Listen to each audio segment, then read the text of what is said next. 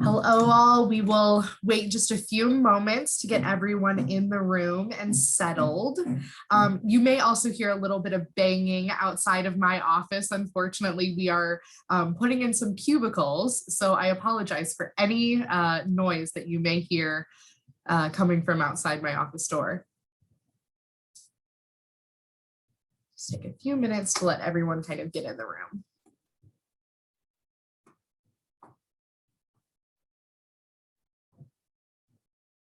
Great. And I think we've got everyone from the waiting room. I imagine people will still be trickling in over the next few minutes, but we'll go ahead and get started. Welcome everyone to the kindergarten readiness session, supporting students and families to and through the kindergarten year. I am so glad that you've decided to join us today. We know hopefully you've been attending some really wonderful virtual Oklahoma Engage sessions this week and are glad that you stuck around all the way through these last 3 days for this last set of sessions, and just very glad that we can have you here with us. So to start off with a few introductions, my name is Lauren Jenks Jones and I am the Executive Director of Early Childhood Education. I have been in the director position for about a year, which it was a very unique time to be coming on to the role amidst, the summer of COVID, but everyone has been so wonderful and welcoming. And it's been great to just be able to connect with the early childhood community and the people I love most, who are the people who love our little people. With me, I also have Deb Wade, who is our Director of Elementary ELA up here at SCE. And she is just the most wonderful and talented, and we are so glad to have her alongside us today. And she is going to be manning our chat. She's also going to be providing some links in the chat. If you've got any questions throughout, she will be there kind of as a resource for you, just moderating and making sure everything is going smoothly for all of us in the space.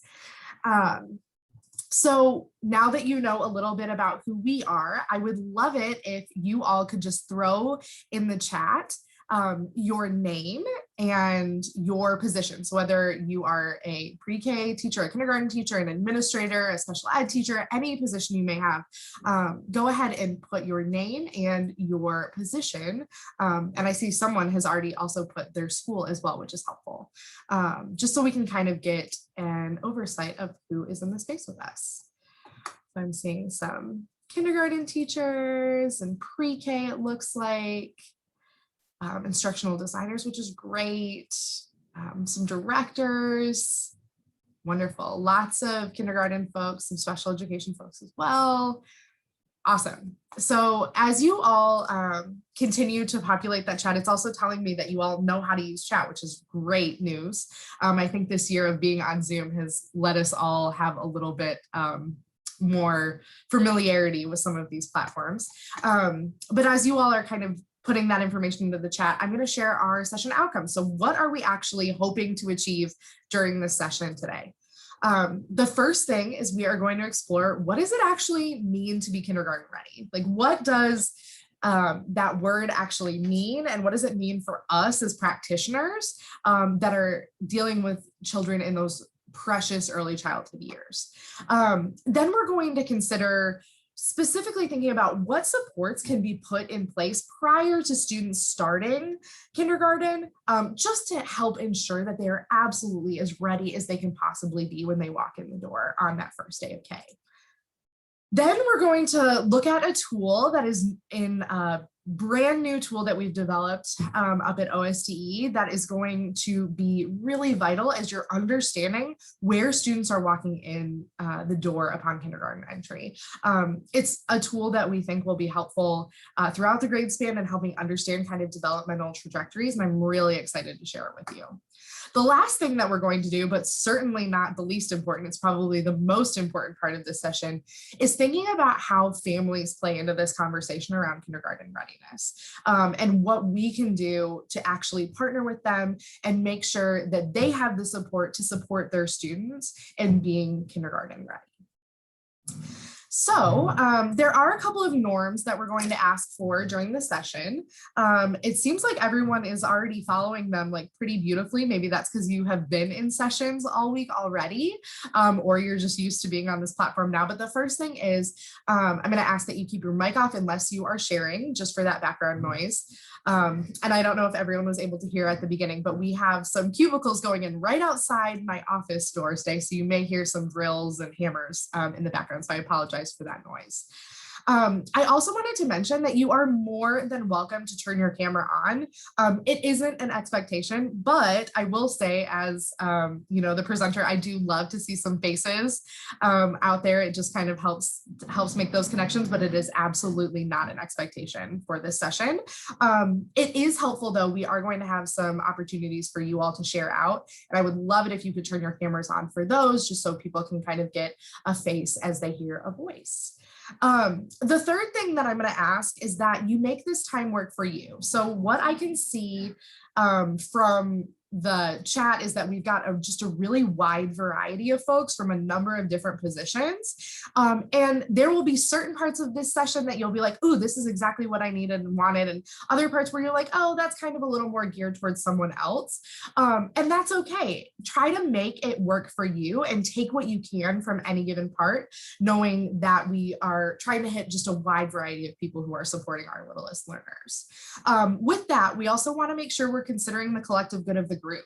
So if you've got a question or a thought, but it seems maybe it's really specific to your situation or your circumstances, I'd be more than happy to answer any of those questions. If you want to just shoot me an email, my email is at the end of this presentation will be available to you. So know that if you've got any of those specific questions, kind of save them and send them to me in an email. But if you've got a question that you think, hey, I bet other people are wondering this too, I would love for you to put them in the chat or use the raise hand feature at any time to ask them. With that, I'm going to have Deb share our link to a landing page that you all can use to both access the slide deck, as well as a number of links that we'll be using throughout the session.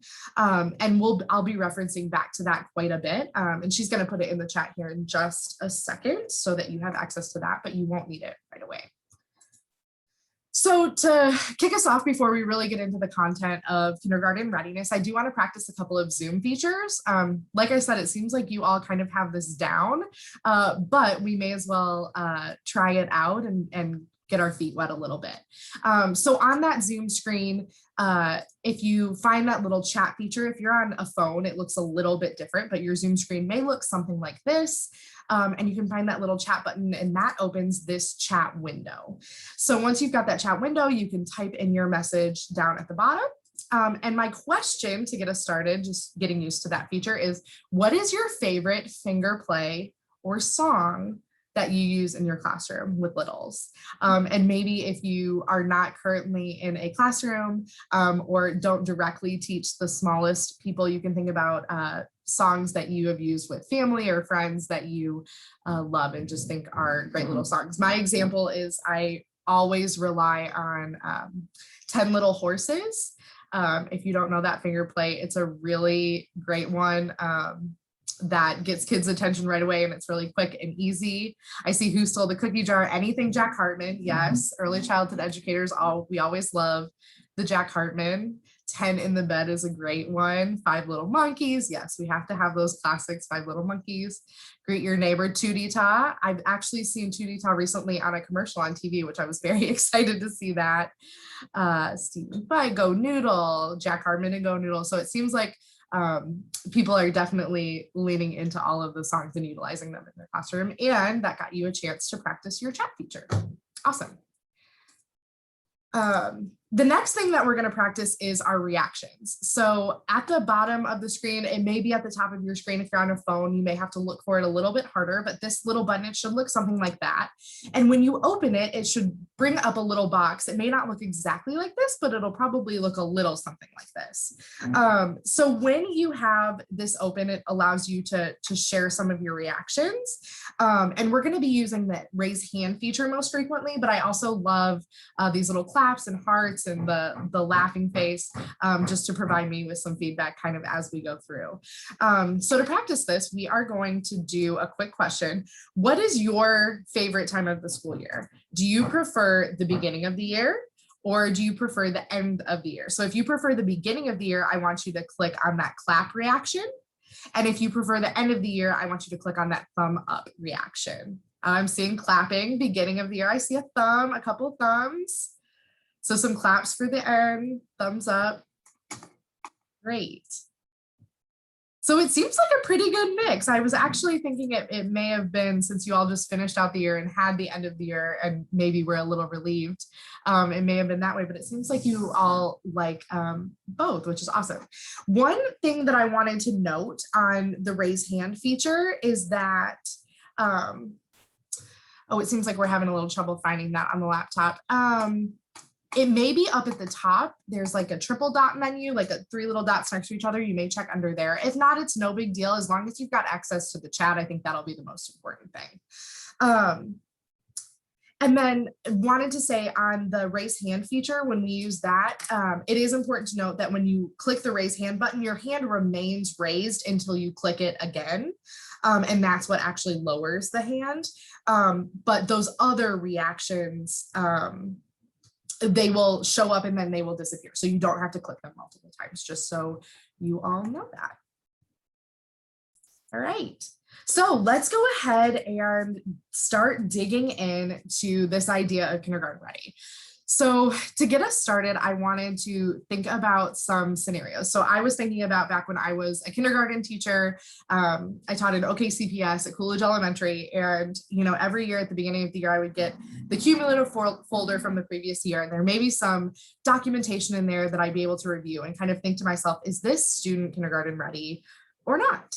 And so here's some examples of things that I may have found in there. So for this student, let's say this is Brenda, and I open up her cum folder and this is what I find in there. She maybe didn't go to our school the previous year, but did have a pre-K academic checklist available for me to view. And I'm kind of looking at this and seeing all of those academic skills and thinking to myself, like, I'm pretty excited about this student. I think that maybe they are ready for kindergarten.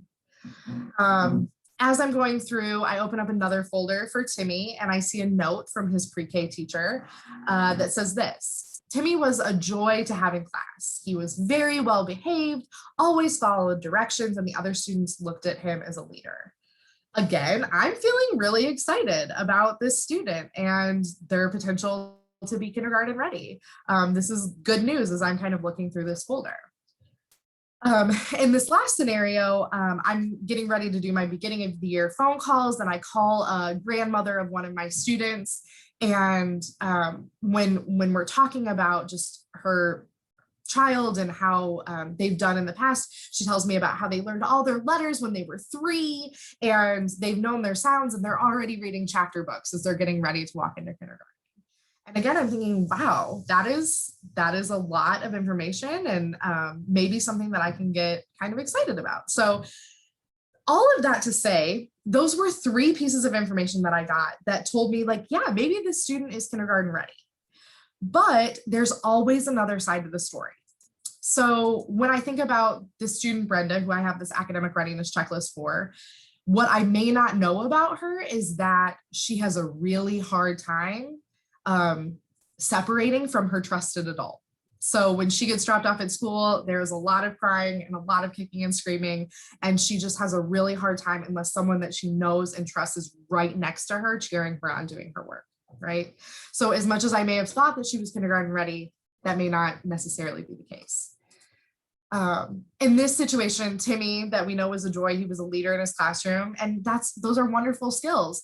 But what I also find out when he enters my kindergarten classroom is that his fine motor skills are really struggling. He's having a really hard time holding his pencil with the correct grip, and his scissor work is it's going to need a lot of work and support. So not necessarily where I may have thought he was originally. And for my student that I found out is reading chapter books, they are a whiz with all of their literacy skills. But what grandma forgot to mention was that if I don't remind them to go use the restroom, we are inclined to have accidents. And all of this is to kind of paint the picture and say that as much as we think that we can know what kindergarten readiness means and pin it down, there are so many factors at play with kindergarten readiness that no one piece of information is going to give you the whole picture, and that students are at very different places walking in the door. So with that, with kindergarten readiness, like I just said, students are at those unique spots when they're walking in the door, both in academic, the social emotional skills, their physical skills, as I talked about with that fine motor, their executive functioning and cognitive skills, just how they're able to reason and make sense of the learning and experiences that they're having. All of that is kind of a continuum, and kids are going to be at places on those continuums, and in some it may be really high, and some it may be a little bit lower, but no two students are going to be alike when they walk into the class. When we talk about kindergarten readiness, it's also important to just note that we are not talking about a checklist that we check off all of the things, and if they have all of them, then yes, they're kindergarten ready, or it's not a yes or no question. It really is a continuum, and it's an understanding that there are some skills and pieces of knowledge that we want kids to walk in the door with, but it doesn't, if they don't have those, doesn't mean that they're not kindergarten ready. It's just kind of this idea of the things that we hope and want for students to be as prepared as possible when they join us in kindergarten. This one is probably the one that I would shout from the rooftops if I could. When we're talking about kindergarten readiness, it is not the students or the family's job to be ready for kindergarten. It's our job to be ready for them wherever they are walking in the door. Now, there are lots of supports that we can put in place to help ensure that that is happening, but we want to make sure that even if a student doesn't have the skills that we would hope they have when they walk in the door, that they still are welcomed into our spaces and are supported through that, and know that there's no less value in that, and communicate that with our families, that it's our job to make sure that student gets to where they need to be in that kindergarten year. Again, there are some pieces of knowledge and some skills that we know are going to help kids be ready for success when they do enter kindergarten. So this is where we want to pivot and start talking about those and getting information from you all to kind of gather some insights on some of those pieces of knowledge and skills and what they actually are.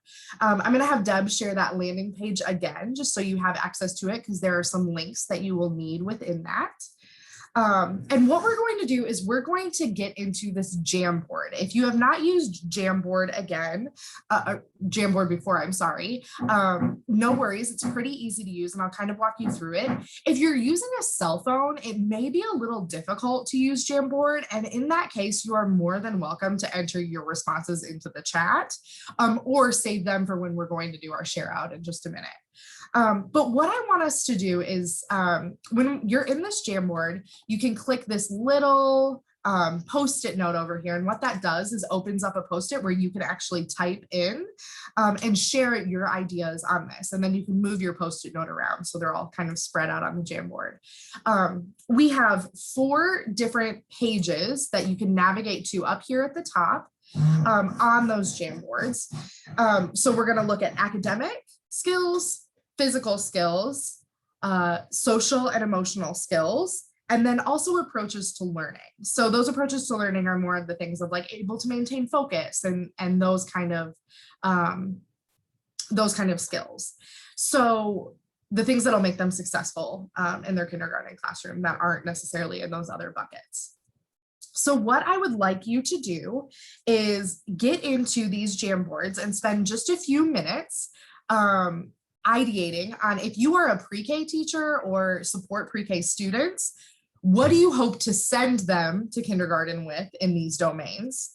And if you are a kindergarten teacher or support kindergarten students, what skills do you hope they walk in the door with? So as we're kind of painting this picture of what these skills might be, let's go ahead and get as many ideas as we can in there. And we're going to do this by birthday. So if you have a January through an April birthday, you're going to get into that first Jamboard, and you can see the bit.ly link here. As I said, if you have any trouble with it, if it's not allowing you to do what you need it to do, no worries, just go ahead and enter your responses in the chat. For that second, we're going to look through May through August birthdays on K Ready Jam 2. And then September through December birthdays is on K Ready Jam 3. So take just, we will take about 5 minutes or so. That gives you a little more than a minute each slide to go in there and put your ideas of what are some of the knowledge and skills in those different domains that you hope to send your kids to kindergarten with, or you hope your kindergarten kids are walking in the door with.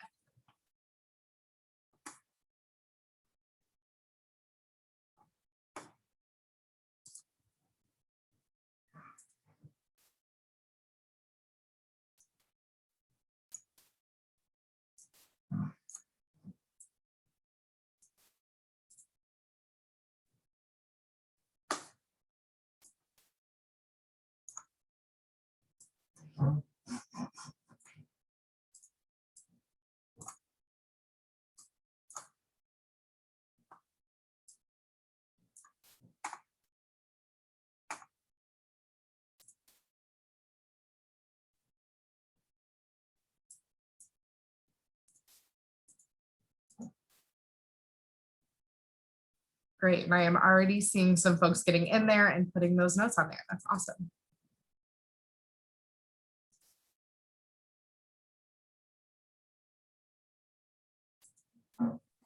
Lauren, I have a request for you to repeat the prompt. Is it at the top of the boards?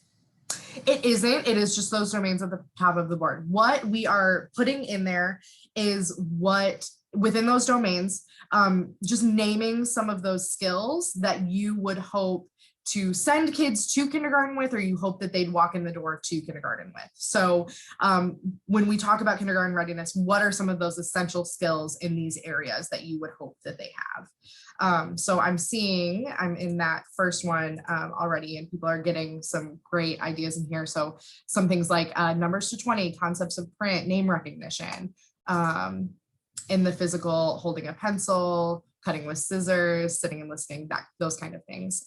So actually just naming those skills.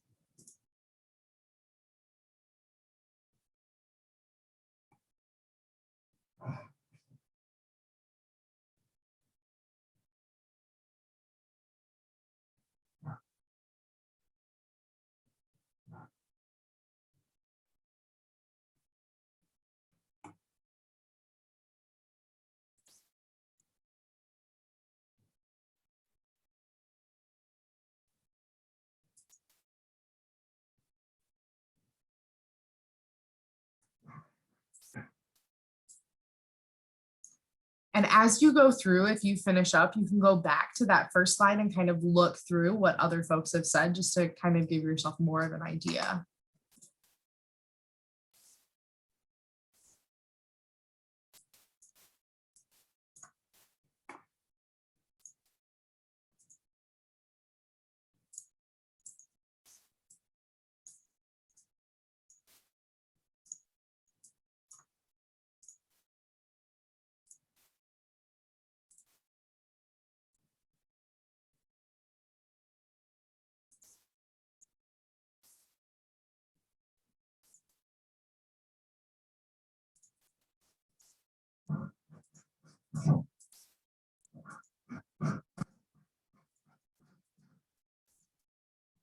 I'm seeing some really wonderful responses.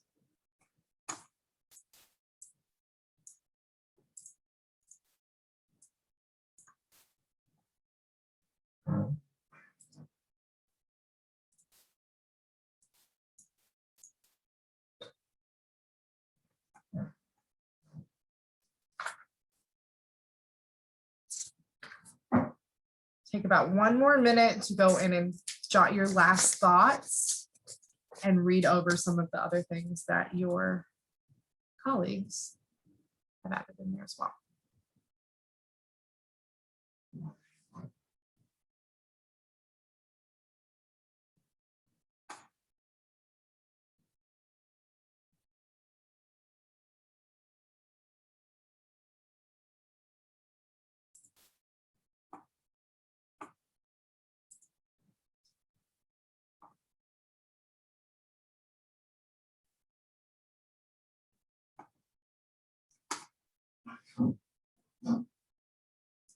Wonderful. Screen a little bigger again. Awesome. Thank you all for engaging in that. There were some of those things that came up that I was like, yep, absolutely. I completely agree with those. And there were others that I was like, oh, I hadn't really considered that as something that's super important, but definitely would want to add to my list. So I love that doing that group brainstorming together. I think we are just so much more powerful when we have that shared understanding together.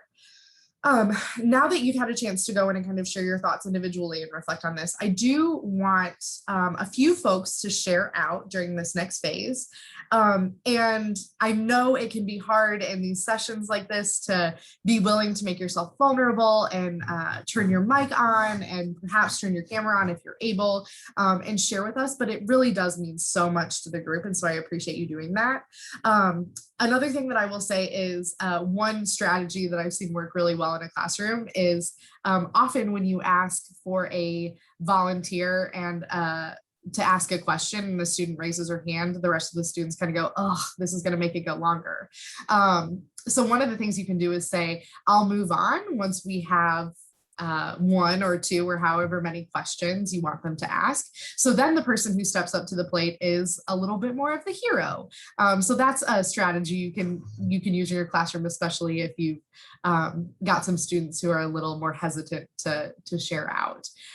So with that, I would love to hear some reflections on these 4 domains. So you can either share something that you shared or something you think is really important in that domain, or something that you saw on those Jamboards that spoke to you about an essential feature within that domain. So we're going to start with academic. And if you would like to share, you can use your raise hand feature, or you can just go ahead and turn your camera on and I will ask you to share. And we'll move on once we have at least one person for each domain.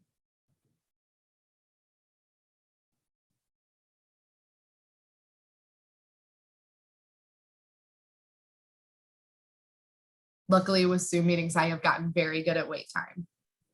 So hi, this is Heather. This is Heather Martin. Hi, Heather. I just posted that I would feel like they would need to have the letter number recognition, rhyming, being able to even just hear the rhyme or onsets. Also, other comments were made was course name, being able to recognize their name as well as print it or spell it. And those were the main points that were brought up on our board. Yeah, I love that there was some consensus in those of like, there are a few of those really core academic skills, like that number recognition, like those basic letter skills, all of the name recognition. There are some, whereas we know there are lots and lots of things that we would love for them to have. Those are some of those like core features that if we can have those, that means like a lot to us in terms of their readiness to kind of enter that kindergarten world. Thank you for sharing, Heather. Sure, thank you. All right, so next, let's talk about the physical. What do we feel like are some of the essential features that we would want a kindergarten student to have when they're walking in the door in the physical domain? And I will move on again after I have one person share. I don't know how to raise my hand. I'm Vicki. That's great, Vicki, you've got it. I teach pre-K, so this is, my goals are that as students come to class, I want them to be as self-sufficient as they can be. I didn't put it on the sticky note, but in reflecting, I was, they need to take care of their own backpack. I'm not doing that. I'm not taking care of their folder. I'm not going to do that. So I feel like those are physical needs that they need to just even function in a group setting, to be able to take care of their own items and picking up after themselves and being able to take turns on the slide, realizing other people have space too, or watching when they're running and being aware of that. And then of course, fine motor skills, we work on a lot every day. Yeah, I love what you highlighted there. Really highlights the fact that as much as we want to classify these things into domains, they actually span often a lot of the domains. So something that is academic is also probably in the approach to learning, or maybe connected to something physical. So when you were talking about that idea of, needing to carry their own backpack and own things, well, that's not only like, is my gross motor balance in the place that I need it to be to get my backpack on and hold it there, but is also kind of that approach to learning of like, can I be responsible for something? Can I make sure that I'm taking care of my belongings? And when you were talking about the slide, I'm thinking like, yep, I've got to make sure that I have my space boundaries in the physical domain, and also social emotional, and thinking about, am I able to share it? Am I able to consider the perspectives of others? So I love how you highlighted that within this domain, there are actually even connections to some of the other ones as well. To be successful in those, you have to have these. Awesome. Great. So let's move on to social and emotional. What do we feel like are some of the key factors in that one? And again, I will move on. Great. I think it's Sheila.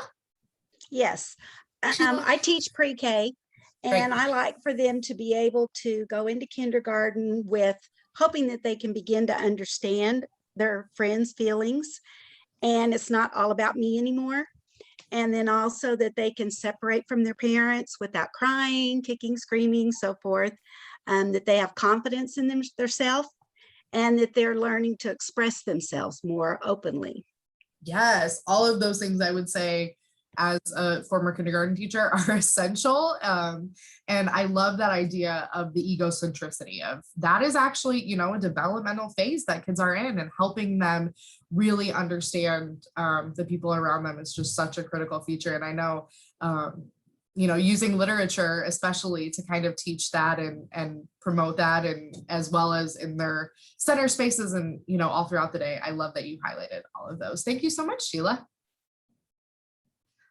Great. So for next, we will talk about approaches to learning. And this one's a little more nebulous. So it looks like Leslie's got an idea. I would love for you to share with us, Leslie.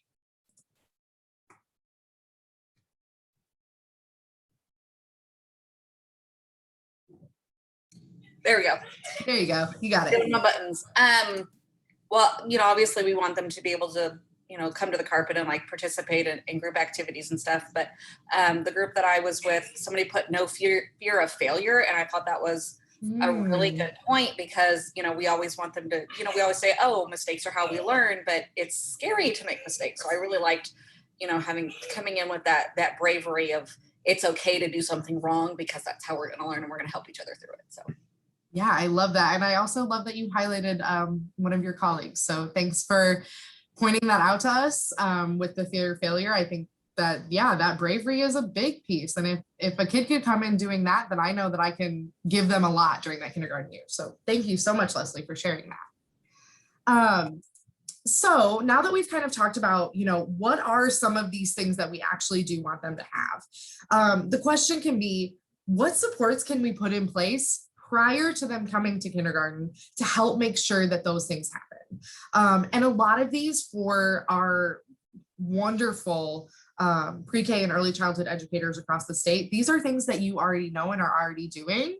It's just nice to have a reminder that they're intrinsically connected to helping your kid be ready for kindergarten, and that with just a little bit of intentionality, a lot can happen to help kids be ready. So there are a few things that we want to highlight in terms of supports that you can put in place in that pre-kindergarten space, whatever that may look like for a student. So the first thing is preparing for transitions right from the beginning. Second, we'll talk about focusing on relationships. The third thing is using your standards as a guide for any of those academic skills. The fourth is following best practice. And the fifth is reducing transition time and making use of those small moments. So we'll dig into each one of these individually. If at any point I really value the voice, you all's voice in this space. You are the practitioners, you are the ones who are the experts on all of these things. So as I am talking, if anything sparks something for you, or you think that there would be something great that you'd love to share, please feel free to raise your hand and I will call on you so that we can all learn from an insight that you might have in any of these categories as I'm kind of going through and talking about them. Please, please, please feel free to raise your hand. So we'll start preparing for transitions from the beginning. So this is one of those things I know I was often guilty of kind of letting the year get away from me. And there were things that I intended to do right from the beginning that I may have kind of gotten close to the end of the year. And I'm like, oh man, I really need to kind of pull that together. So one of the things we want to make sure is that we're not waiting until a month or two before the close of the year to really start intentionally thinking about that transition to K and making sure that kids have everything they need to be successful throughout that transition. So like we were talking about that idea of like making sure that kids can leave their parent without kicking and screaming and actually come to school in that way. If we still don't have that done, if we're not working on that right from the beginning of the year and thinking about it all the way through, it's going to be really hard to tackle that kind of in the last month or two. So thinking about it right from the beginning of the year and being intentional about it from the start. The second thing you can do to start is just establish some systems for sharing information, both with families and with the kindergarten teachers. So, in that initial activity that we did, we talked about like that note in there. And maybe you have a notebook dedicated to every student. And in there throughout the course of the year, as you're noticing things and gathering information, those observational formative assessments that you're doing throughout the year, you're writing all of those notes in that notebook, dated and time-stamped and just giving that context. And that's going to go into that folder that goes on to that kindergarten teacher in the next year. Maybe it's not that. Maybe you want to, there's kindergarten teachers in your building and you all have a really great plan for how you're going to kind of track and communicate that over the course of the year. But the most important thing is not just willy-nilly trying to figure out how you're going to share that information, but being systematic about it and having an approach that is going to allow you to do it with ease because you don't have to worry about the structure of things. The last thing is keeping records throughout the year. So as much as I have very much been there at the end of the year trying to gather all of the evidence for my student to help paint the picture for that teacher the next year, but I always know I am much more successful when I think about that right from the beginning and I'm keeping those records consistently throughout the year. So I'm doing those quarterly touch points and I'm gathering, pieces of writing that I can see developing over the course of the year. And I'm gathering even one of the things that I've noticed has been a big shift in the last few years is using video as evidence. So thinking about, taking videos of as a student engages with block play, like over the course of the year, and maybe that changes and there's some skills that we can see emerging from that over the course of the year. So just trying to make sure that you have kept track of all of it so that you have the full picture of kind of what happened prior to that kindergarten experience. Also, all of these things are things that kindergarten teachers would benefit from doing as well. Next, we'll talk about focusing on relationships. So as I was doing some additional research for this session, I found this study from 2007 that said the quality of teacher-child relationships was significantly related to preschoolers' academic readiness for kindergarten. Specifically, teacher-child closeness was correlated with greater academic readiness. Now, this is one of those things that I feel like we all kind of know intrinsically is that obviously relationships are important and we want to be developing those relationships with all of our students. But the ability to actually see it tangibly tied to academic outcomes as related to kindergarten readiness, I think is just more proof that we need that spending those time developing those one-on-one, those personal, those loving relationships with our kids is so important. And one thing that I think is really interesting from this quote from this study is that that teacher-child closeness was correlated. So that's those things about like knowing personal details about them and their families and their likes and dislikes, and them knowing those things about you as well. So feeling like there's that mutual relationship and that there is a strong relationship there. Now, even if the years that I had, amazing classroom culture and I felt really great about my student relationships, I could always think about kids that I knew I needed to strengthen that with and that I could have done better. And so this just kind of gives us that push to continue to do that. Vicki, I'd love to hear your thoughts. I was just thinking that this is one of those things that we can do for our students, regardless of how they come to us, regardless of their socioeconomic status, regardless of their exposure to language. We can love kids regardless. And some children are more difficult to connect with, but it pays rich dividends. And if that's all we did, and it's not going to be all we do, but if it's all we did, we would be sending them ahead so much better. Yes, yes. I really appreciate you thinking about it from that lens of all students and making sure that there is that equity among their experience. Yes, thank you so much for sharing that, Vicki. Totally agree. The next point that we'll kind of dig into is this idea of using your standards as a guide for academic skills. So on those Jamboards, you all put a number of academic skills, all were really important.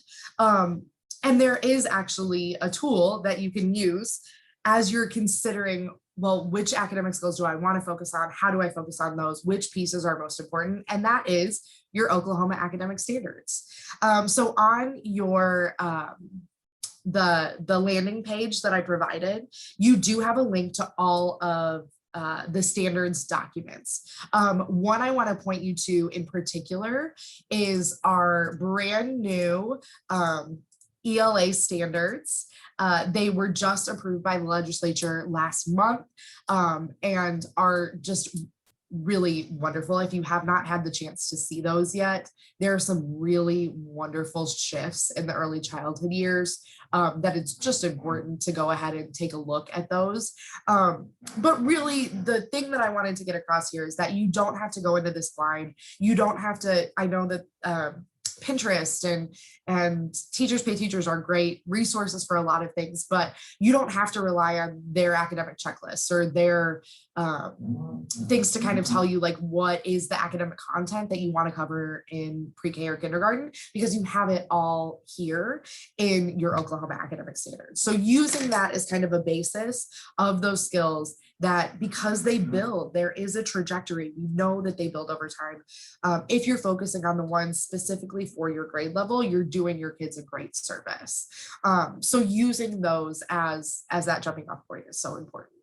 I also, when we get to the end of the presentation, am going to share a really wonderful resource, a program called Oklahoma Excel, that next year we'll be doing some really targeted year-long professional development, specifically on how you can use your academic standards to plan for play experiences in the early childhood years. It is something that we are incredibly excited about. We know that teachers know that play is the best practice, and we know that teachers want to hit all of the academic requirements, but sometimes it can feel like a push and pull doing both and, but we don't want it to feel that way. You can do both at the same time. You can give children really positive, impactful play experiences while also being intentional about hitting academic standards. So we'll get to that a little bit at the end and how you can apply for that, but wanted to put that in your ear if that is something you might be interested in. The next thing kind of goes along with what we were just talking about, that idea of following best practice. You all are experts in your field. You have certifications, you have lots of different recognitions, you are experts in this work, you are doing it day in and day out. And you know the things that are best for kids. So leaning on those really heavily as you're thinking about kindergarten readiness. So we know play and exploration are going to be really important parts of your early childhood experience that you're providing for kids. The second thing is getting really intentional about how you're asking questions to our youngest learners. So instead of relying on those yes or no questions or questions that you really are only looking for one right answer on, opening it up to those inferential questions where kids are having to do the heavy lifting, they're having to do the thinking, and they're having to use their words and explain. All of that is so helpful as they're developing not only their academic skills, but also their social, emotional, and approaches to learning.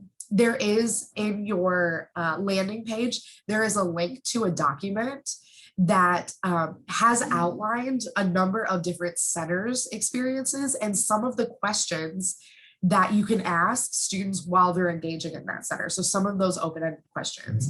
I love that document because it would be really easy to take it and just cut out the pieces for that center and just stick them on the wall. You know, if you've got your dramatic play center, stick that set of questions on the wall. If you've got your art center, stick that on the question, stick those questions right there. So anytime you're in there, you can be very intentional about using those and developing students in that way while you're there. The last thing is just, you all know how to do this, balancing your whole group and small group experiences in your classroom and using structured and unstructured time for students to explore and learn. They need all of those experiences every time they're engaged in all of those different kinds of learning. They're getting some piece of these skills that we've kind of been talking about up until this point. Any other best practices that anyone else would like to highlight just as part of, especially that pre-K classroom as we're thinking about kindergarten readiness? Again, I'm so sorry for the banging in the background.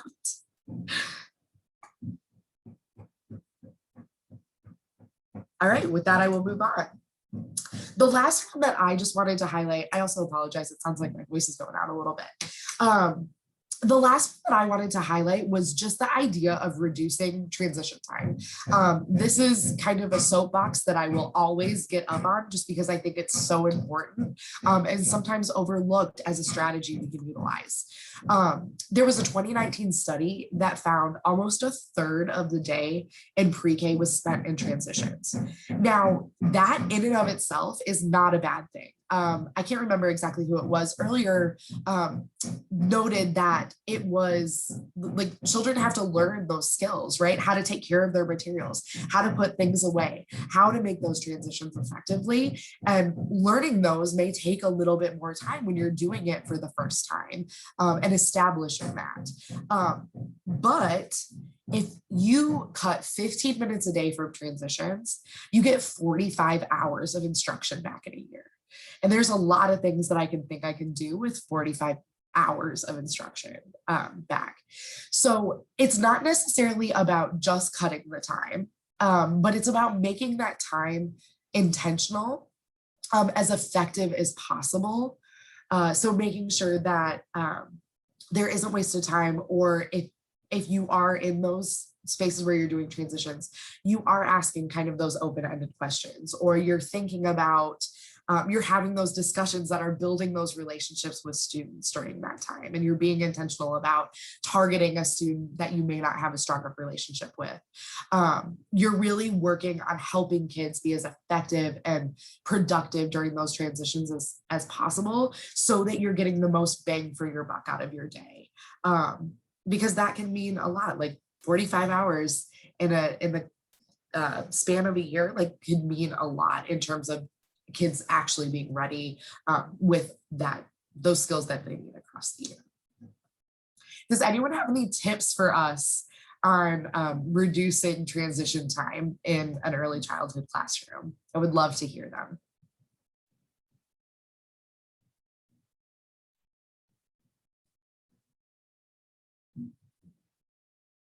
And I'll move on after one person shares. I know somebody's got something to share in terms of how they make their transitions really effective. Sheila, go ahead. Yes, I'm in a pre-K that is in an outbuilding where the playground separates us. So we walk back and forth 4 times a day to the main building for our specials and all, the cafeteria, the gym, all that kind of stuff. Anyways, and it's quite a distance. So as we're walking, we're singing our finger plays, we're singing the alphabet, we're counting how many steps it is, we're reciting our friends' names and how to spell them, things like that. So because that's a good 5-10 minutes of my day, 4 times a day. Sure, that's so great that you're being intentional about it. I saw Stacy also agreed with you in the chat. She said that songs were really important and effective during that time. I love the idea of counting steps. It would be so interesting too to add to that of like, could we make it less steps this time or more steps this time? And what would we need to do to make that happen? We do that. And sometimes we'll see if the girls can get there in less steps than the boys, or if we run, will we get there in less steps as we're counting, as we're running, and they love it. Yeah, that's great. It's so much an engagement factor and you're hitting those academics at the same time. I also see in the chat there is I use a wireless doorbell to let them know when time is up and it's time to transition to the next task. I think that those audio cues are incredibly important as we ask kids to transition from activity to another. Having those routines set in place, predictable, students know what's expected of them, they're able to actually do that so much better. So I love those ideas. Vicki, go ahead. I was just going to say that I sometimes just taking a good look at our schedule and figuring out, I have always done it a certain way, but I found I could reduce transitions, which for some kids means less behavior problems and different things like that. So sometimes just rethinking what I'm doing, and even if it means a transition for me, but the kids don't realize it's a transition, that can be really helpful. But that's hard work to rethink how I do my day when I've done it one way for a long time, but it's worth thinking about. Yes, absolutely. And that's, I think, one of those things I always got from going in and seeing other teachers, or even just in spaces like this, of getting those ideas of like, oh, I didn't realize that transition was actually taking me a really long time. And there's a different way I could do it, but I've been so used to doing it this way for so long. So that I really appreciate you pushing that idea of evaluating our own schedules, looking at our own practices and thinking about how can we be a little more innovative in that way. That's great. In the chat, I saw a couple more things too that I'm just going to read out. When we are making a transition that requires us to go outside, we discuss the weather and the seasons. What a great use of that time. You also have to adjust the day or current mood. Some things work certain times and not others. What an amazing point, Heather. That is very, very true. In the morning, I know my kids were always a little more focused and a little more willing to do some things. And in the afternoon, it got a little loosey-goosey. And so knowing that may need an additional song, or that may need an additional minute or two for us to kind of like calm down and transition in between is just a really important point to note. And it looks like we have Shay also said, include transitions into classroom expectations, pre-teach and reinforce expected student behaviors. Yes. As with everything in the pre-K classroom, you have to teach it explicitly. And sometimes we forget that even in those transitions, the smallest little piece of that, of, how do you push your chair in? And how do you do that quickly and quietly, right? Like those little tiny pieces have to be taught, and then you have to continue to reinforce them as you go. Great. Those were amazing ideas. Thank you all for all of those. And with looking at those cumulatively, we really can be intentional about that and gain more time back to support students in all of those domains. So now that we've talked about what we can do before kindergarten starts, let's talk about actually getting into the beginning of that kindergarten year. So there are, when we think about the beginning of kindergarten, one of the most important things a kindergarten teacher can do is to really understand where kids are walking in the door, what knowledge and skills do they have, so that they can appropriately support them. And that's incredibly important in kindergarten versus, it's important in every grade, but with kindergarten, you have so many kids in so many different scenarios. Some kids attended a pre-K program. Some kids may have attended an alternative program, like a Head Start program or a daycare program. Students may have been homeschooled for a year. Students in the pandemic, we're now going to have a plethora of kids who didn't attend school, or maybe were in and out of virtual and in-person instruction, and that's going to have an impact. So given that kids are coming from all of these different places, we have to know where they're walking in so that a teacher can be intentional about planning instruction to support those students.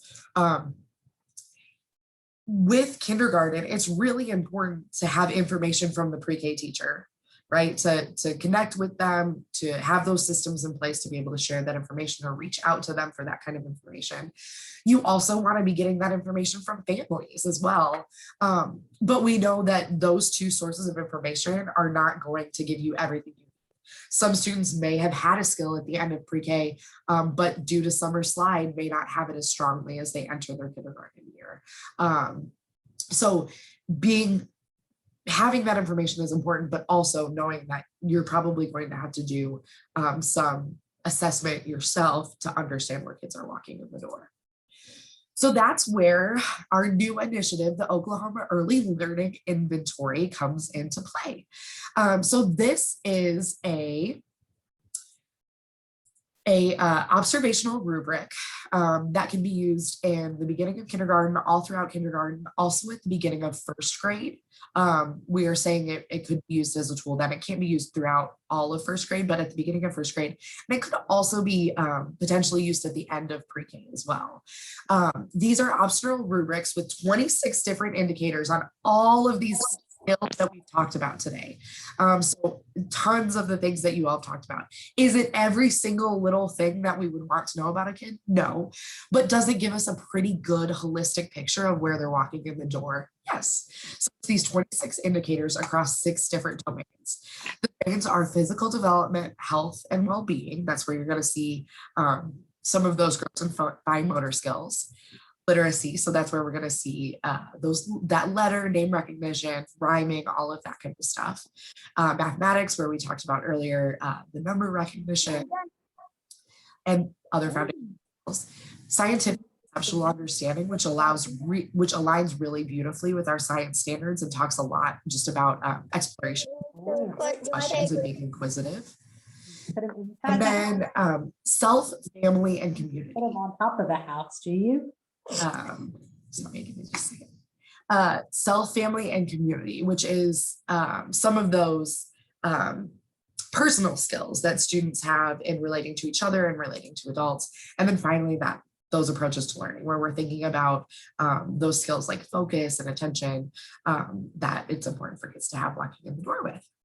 So this rubric, which actually I'm going to take a step back. This was developed in partnership with the Regional Education Laboratory Southwest, which is a research initiative that's funded by the Institute of Education Services. And they have worked with the State Department of Ed here for a number of years, taking a tool that was originally developed and validated in New Mexico, taking it, looking at it through an Oklahoma lens, aligning it to Oklahoma academic standards, and making sure that it would fit the context of Oklahoma classrooms. So that was the first step of the work. Now what we are getting ready to do is release the actual training, the rubrics, and the corresponding dashboard and reports that go along with these for teachers to use in their classrooms in the upcoming years. There is no cost associated with it, and we are really excited about the potential of this tool. So I'm going to give you a couple of examples of what some of the rubrics look like. You likely will not be able to read all of the text on this screen. It is awfully small, but at least it gives you kind of an insight into kind of how this is shaped. So here you can see this is within the domain of physical health or physical development, health, and well-being. And this indicator is all about body coordination and strength, where we're looking at climbing stairs, marching, jumping, running, dancing, riding. And this one in particular is looking at students using gross motor control independently, including balance, spatial awareness, and stability. So with that, there are actually academic standards that are associated with this. We have academic standards for PE that are listed right here. That in rubric, you can actually see that there is a progression down from the first steps for fours, so kind of where you'd enter in a pre-K classroom, all the way up to making progress for first grade. So that gives us some steps. I'm seeing in the chat that people are wanting the link to this. It will be available to you after you take the associated trainings. You get access to the documents as well as the dashboard. I'm going to walk you through in just a second how you can get more information on this. The trainings will be available starting in July. We're imagining mid-July is when we will do our outreach and share with everyone how to access the trainings, how to get on and get all the information you need. And I'm going to walk you through that in just a second.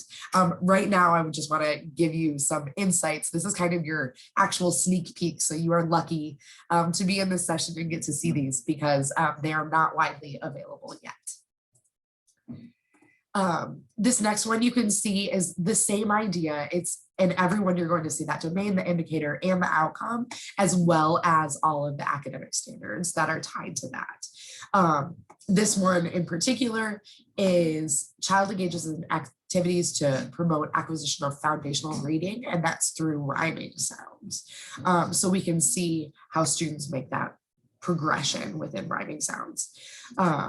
The last one that I'll show you is one in math, and this is just about counting and sequence. And so you can see that there are different kind of the depth of the rubric kind of depends on what the indicator is. So there are some that are a little more hefty, and those rubrics are more in depth, but something like rote counting, which is more of a foundational skill, may just have those short snippets. So, sorry, give me just a second. We know that this year, just more than ever before, it's going to be so important for us to understand where students are coming in. And one thing I want to note about the early learning inventory is that it is not designed to be a sit down assessment with students. So you are not pulling students and doing, a one-on-one assessment with them. This is really designed that when students are engaging in centers, when they're out on the playground, when they're working on an activity independently or with a group, you're going to be observing students in those authentic experiences and making the ratings off of those things. So it really, we hope, doesn't feel like a huge add-on to anything that you may already be doing. We know, especially at the beginning of kindergarten, RSA screening is always a heavy lift. But this shouldn't compete with something like RSA screening. It actually goes right alongside it. So you're getting information from your RSA screeners or any other number of assessments that you may do at the beginning of the year, and using those alongside observations of students to kind of make these ratings.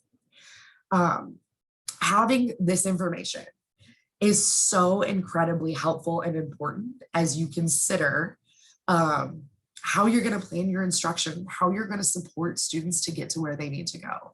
I know I had some things kind of like this when I was teaching in the classroom, but they were not nearly as holistic, and they weren't nearly as easy to access when I was planning. The way that this kind of lays it out so simply and easily would have made planning for my small groups, planning for what my whole group instruction and literacy and math would have been, all of that would have just been so much easier if I had had this information to be able to go off of and use with that planning.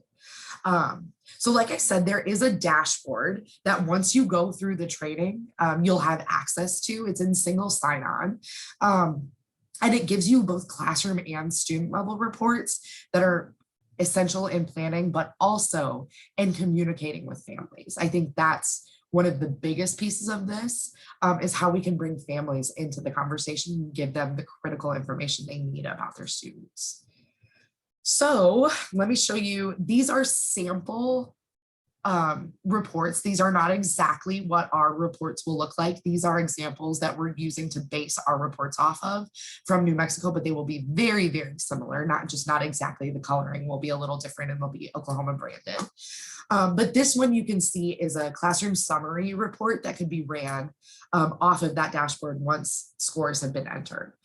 So you can see in this one, we're looking at the indicator 9.1, and it actually lists the student names in each of those categories at the top. It tells me what percentage of my students are there and actually which ones. So if I was going through and making a group that I wanted to work intentionally on one-to-one correspondence with students, I know exactly who I can put into some strategic groups together. It just makes the whole planning process just unbelievably easy. It also produces these student summary reports where it has all of those skills for one student outlined in bars. And I just can't imagine how helpful this would have been as I prepared, especially for parent teacher conferences at the beginning of the year and wanted to communicate where students actually were, and in things that were beyond the RSA screener. That gave me good information, but it was helpful to be, this would be helpful to be able to talk about their fine motor skills and about how long they're able to hold attention and how they're able to hold a conversation with a peer or with an adult. All of that is important information I'd want families to know, and allows us to think about how we can partner together and actually support that student. It looks like people are loving the reports. I am very, very excited about them. So I'm glad that you all are excited about them too. I want to show you real quickly, just in case, if you are not signed up for the early childhood newsletter that comes from the State Department of Ed, I highly, highly encourage you to go ahead and get signed up. That is where you will find all of the information that will be coming out in the next month or so about the early learning inventory will be coming through that early childhood newsletter. It will also be coming through the admin newsletter and our webpage. But if you are signed up for this early childhood newsletter, it gives you all the insight and comes directly to your inbox. So how you find that is when you go to sde.ok.gov, the main page, there is a little box. If you scroll down on the right side of the page, there's this little box that you'll see right here where it says sign up for newsletter. There you enter your email address and it'll take you through a couple of pages where you can sign up for any number of newsletters that the OSDE puts out. Some of those are weekly, some of those are monthly, some of those are quarterly. It just depends on who is kind of in charge of those. But if you make sure that you select early childhood education from that list, and you can select any other topics of interest to sign up for those newsletters as well. Any questions about the ELI in general or about how to sign up for this information on getting access to the training?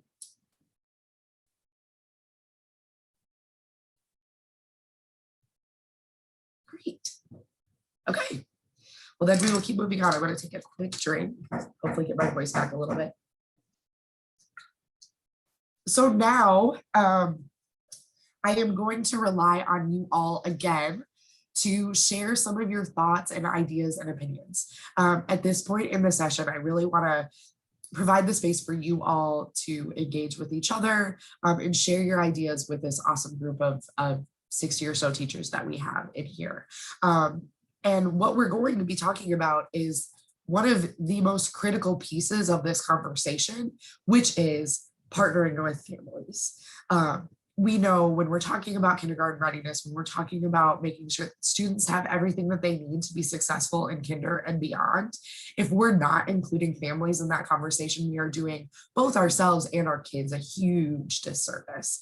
Families are just such a vital asset to us and just have to be considered as part of the conversation. So there are 3 questions that I have, and I'm going to look for at least 2 people to share their thoughts on each of the questions. So we'll go question by question, and I'll be looking for 2 people at least. We can have more than that if other people have ideas to kind of share their thoughts on this. So my first question is, how does sharing information with families benefit kindergarten readiness before and during kindergarten? So why do it? Why do we need to share information with families?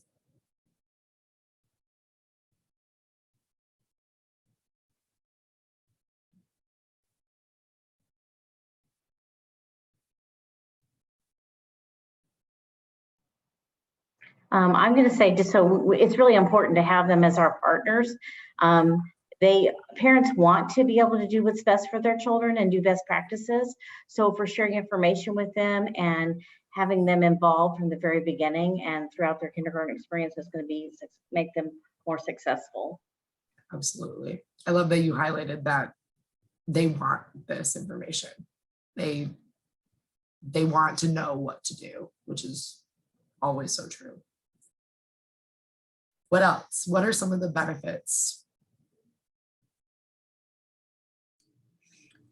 I would say it also kind of helps the teachers with, knowing what they're doing at home versus what they're doing in the classroom and how to kind of blend wherever their skills are blossoming and to support it in both environments. Yeah, I love that idea of I know when like in my family, it was always so important to read books at night, but I don't know that my mom was being very intentional about asking me really good questions about the books that I read. And if she had been able to take that practice that she already knew was good, she knew reading me a book was a good thing to do, and then been able to strengthen it with something like that, it would have just meant so much. You know, I think about the progress that I could have made on top of what I already did. I love that idea. That's great. And I see in the chat, it also said helps build relationships, and it allows everyone to be on the same page in order to target the areas of need at school and at home. So true. Great. So the next question that I have regarding partnering with families is, what kinds of information can we share? What kind of information do you share? You all are the people who are doing this day in and day out. What do you feel like is critical information for families to know?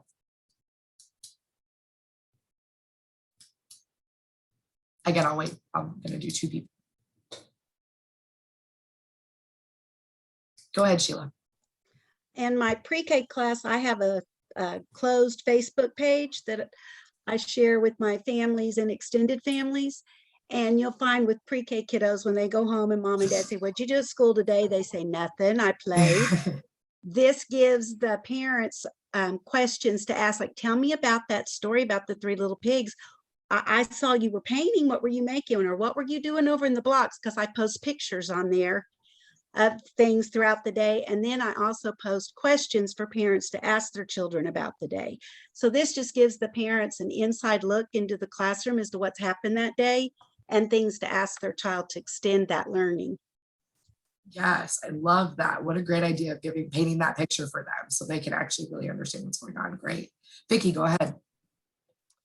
I use my weekly homework sheets to, in some ways, maybe mentor parents a little bit and give them ideas of things they can do while they're living life. I feel like a lot of our parents are overwhelmed with what they're doing. So, for example, one of the homework things might be, while you're driving in a car, find all the numbers from 1 to 10, or just things like that that they can do. And I do find that parents, if they don't have to necessarily sit down and do homework with their children, they realize they can do those things, and not everybody had a parent that modeled that for them.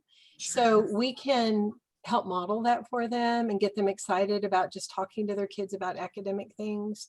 So I think those activities, and I tell parents that their kids will learn most from them because they love them.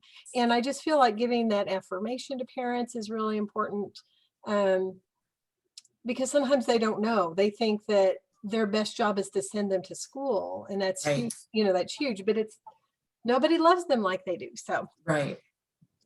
Oh, I love that. That sentiment is just unbelievably true. We also have a couple of things in the chat. It says, often parents want to help, but they don't know what to do. They either do things that are too hard or not age appropriate and get frustrated if the child doesn't know, offering ideas for newsletters, phone call, conferences, etc. So I think that really goes along with that idea of providing the example, providing the model of what those activities can look like that are age and developmentally appropriate. The other idea from Katie is I like to offer simple ideas such as look at the cereal box, find the number on the microwave, etc. More likely to do amidst a busy life. That is so true. As much as we can make that information accessible to families, I think is so important. One small point I wanted to note, just in this kind of area of information we can share with families, those ideas on like how to support students, I think are so critical. But even just families understanding where the student is and what that actually means can also mean a lot. I remember in my classroom, I had a student who was just really struggling with, letter recognition. They were really having a hard time picking it up, and they had been told in their pre-K class that they needed to work on letters, but no one had told them which letters or how, or so when they were doing it, they were only ever doing the uppercase, the capital letters when they were working with their student. So when they were getting to school, they weren't able to identify those lowercase letters. And it was because they hadn't been shared the information of, well, when we're actually finding that information out about a student, this is what we're looking at. We're looking at capitals and lowercase, and can they actually give the name and the sound of each of those letters? And when that light bulb went off, it was like, oh, this parent like got their, everything that they needed to do to make sure that that kid had that. They just didn't know. They didn't know that that was the actual need of their kid. And as soon as they did, they made intentional steps to move it forward. It says, Kimberly said, consistency at home and school goes so far. And Melissa said, from a special ed perspective, make sure you are including information about what they are successful at. Good point. It is much easier to focus on their deficits, and most parents are aware of the disability, but need help seeing the successes and things that they can do. What a good push for us, Melissa. I think that you are exactly right, that being able to highlight the things that they do well and are successful on not only builds that relationship with them, but also shows them there were things that you did in that realm that have helped that student, and thinking about how we can replicate those in other areas of their development. Just what a good push for us. I love that. Okay, I think we've actually kind of hit most of this question, but I'm going to allow for at least one more person to just share out. What other things should we keep in mind when partnering with families around kindergarten readiness? What do we need to just like have in the back of our mind as we're engaging with families and thinking about kindergarten readiness, both before kindergarten and pre-K and during their kindergarten year? What should we keep in mind? What's important? I think a lot of parents don't realize that you can go to the library and get books for free a lot of times, or that they don't have access to books at their home, so they don't have that on their radar. They're always, that's not, and so sometimes just giving them telling them like, hey, there's free things that you can do at the library, or just giving them that information ahead of time, letting them know that there are resources available for them. Yep, a lot of it is we don't know what we don't know. And so getting access, especially if it's their first child that they've had in a school environment, pointing them in the direction of those things could mean a lot. That's great. Thank you. Sharon, go ahead. I think a lot of times that focus on letter recognition and number recognition as a young parent, that's what I did. But allowing them at bedtime stories or while you're cooking, what happened in that story we read last night, the auditory and the sequencing and the ability to recognize characters would be so easy to do in the car. I love the in the car activities, that always works well. But retelling, just building those literacy skills, and parents don't realize that's what they're doing, but they are when they focus on that. Yes, I think that goes really hand in hand also with the idea of they're doing things all the time that they don't realize are beneficial or helpful. Even, the idea of helping your kid understand that we have a routine in the evening, right? Like that helps get them prepared for school. And so, and those small questions, those small moments in the car, at the dinner table, all of that stuff. I love that you pointed that out. Thank you, Sharon. In the chat, we also have Kimberly that pointed out, not all families are equal in interaction, support, abilities, or resources. What a good point, that we need to also be meeting families where they are, and that it's not going to look the same. That kind of partnering may look very different family to family, and that there are some blanket things that we can provide all the students in our class, but we also want to think about, just as we tailor instruction to kids, how we're tailoring communication and that partnering ability with families, because they're not all on the same page and don't necessarily all have the same resources. Thank you for pointing that out for us, Kimberly. I think that's a great sentiment to leave off with on this section. So with that, I wanted to share one resource that we have available at SDE. That is our family guides. You may or may not have seen these before, but I think they're just a really great resource to do all of the things that we were kind of just talking about in all of the different content areas. So if you go to that bit.ly, which is also included on that landing page that you were provided today, you can see our family guides, which are ideas and resources for families to understand what that content area kind of looks like at each grade level. It gives them just a little bit of information on what their child will kind of get to at the end of the year. And then it also provides some really great activities that they can do at home and literacy connections within every grade level and content. So these are wonderful, wonderful resources. They are broken down by grade level and by content area, and also available in English and in Spanish. So having them available in both languages allows for a little bit more access. I know we would love for them to be in even more languages for our families, but this at least is a good start. I know that these can be really helpful on kind of like back to school nights or during conferences as you're, talking about some skills that a student may need to work on, being able to kind of hand them this and say, these are some things that you could do with that. Another idea that I love in terms of using these is to kind of focus on a certain content area at a time, because we know in the early grades there is such a focus on language arts and math, as those foundational skills are just so essential. But that doesn't mean social studies development isn't important, and there are skills and things that kids can know and learn and grow in those areas. Same with science and other domains like fine arts and PE and health. So just being intentional about using these to highlight all of the content areas and thinking about how we can support families and understanding the full idea and like a really holistic whole child approach to an early learning classroom. So utilize those resources. And it looks like we need the landing page again. So if Deb will put that landing page in the chat as well, we'll make sure that you get that, which has the link to all of these slides and all the links that we used today.